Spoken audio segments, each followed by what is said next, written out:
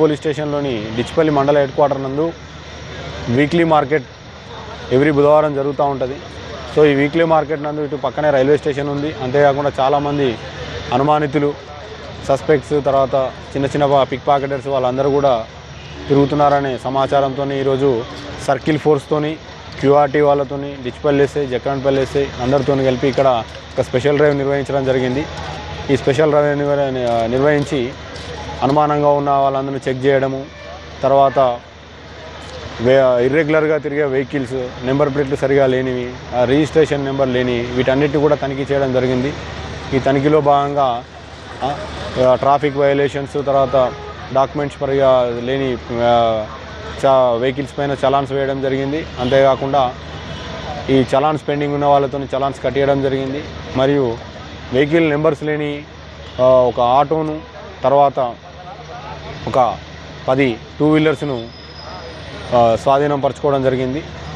So అందరికీ కూడా, ప్రజలందరికీ చెప్పేది ఏంటంటే, ఎవరైనా మీకు అనుమానంగా కనబడ్డా, ఏమైనా ఉండా కూడా పోలీసులకు సమాచారం ఇచ్చినట్టయితే మేము తప్పకుండా వాళ్ళని విచారించి మేము యాక్షన్ తీసుకుంటాం.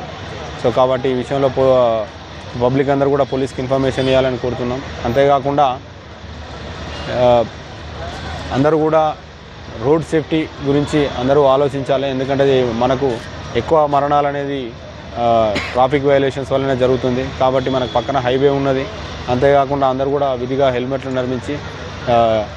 ధరించి ఎట్టి పరిస్థితుల లోపల ట్రాఫిక్ వయలేషన్స్ లేకుండా అందరూ కూడా సేఫ్గా మీ గమ్యస్థానాలకు చేరుకోవాలని మా పోలీస్ శాఖ తరఫున అందరికీ తెలియజేస్తున్నాము. సో వీటన్నిటిని దృష్టిలో పెట్టుకొని అందరూ కూడా రోడ్డు ప్రమాదాలకు గురి కాకుండా ఉంటారని ఆశిస్తున్నాం. Thank you.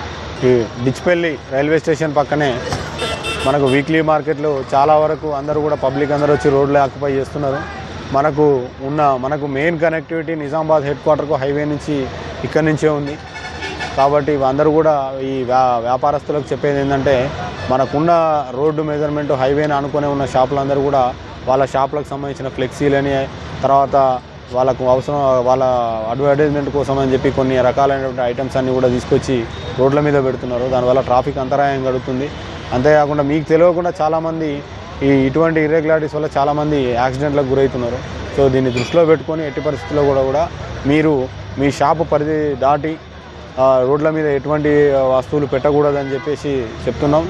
దీనిలో వయలేషన్స్లో భాగంగా ఒక 20 పెట్టి కేసులు కూడా, పెట్టి కేసులు కూడా వేయడం జరిగింది. సో మరొకసారి ఒకవేళ వయలేషన్స్ ఉంటే మాత్రం ఫర్దర్గా కూడా చట్టపరంగా అందరి మీద చర్య తీసుకోవాల్సి ఉంటుంది.